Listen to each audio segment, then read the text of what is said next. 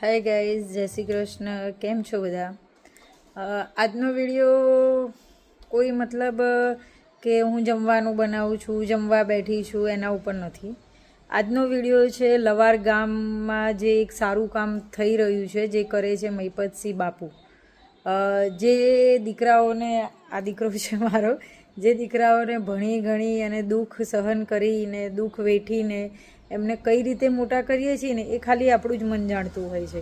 અને મોટા કર્યા પછી એ દીકરાઓ જ્યારે ઝાંકારો આપે છે કે જ્યારે મા બાપને કાઢી મૂકે છે, ત્યારે મા બાપ ક્યાં જાય, કોના ત્યાં જાય, ક્યાં જાય, શું કરે, શું ખાય, શું પીવે, એનું પણ દીકરાઓ ધ્યાન નથી આપતા, કે જોતા બી નથી, કે વિચારતા બી નથી કે ભાઈ ચલો હવે અમારા મા બાપ ક્યાં જશે, શું કરશે, બરાબર. અને એમને કાઢી મૂકે છે. તો એવા નિરાધાર જે મા બાપ છે એમને મહિપતસિંહ બાપુ એમના ત્યાં રાખે છે, એમને સાચવે છે, એમને મતલબ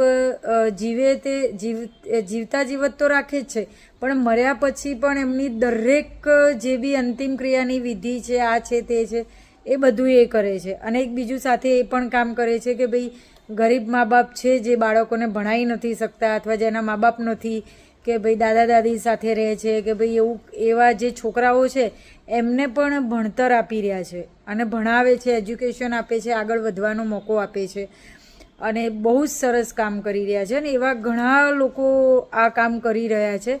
પણ બાકી હું મહિપતસિંહ બાપુના વિડીયો જોઉં છું, મને દિલથી બહુ ગમે છે.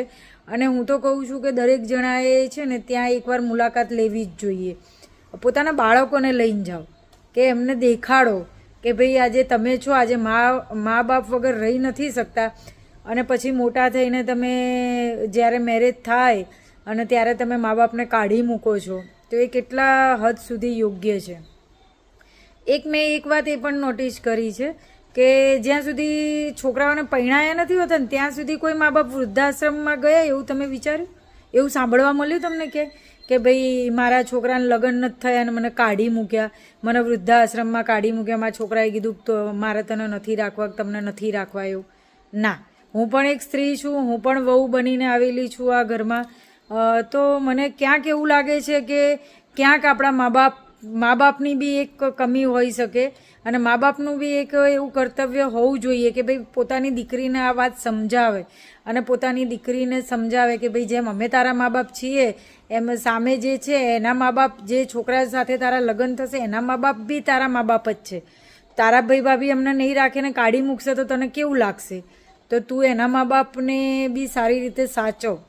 આ એક વિષય છે, ચિંતાજનક છે.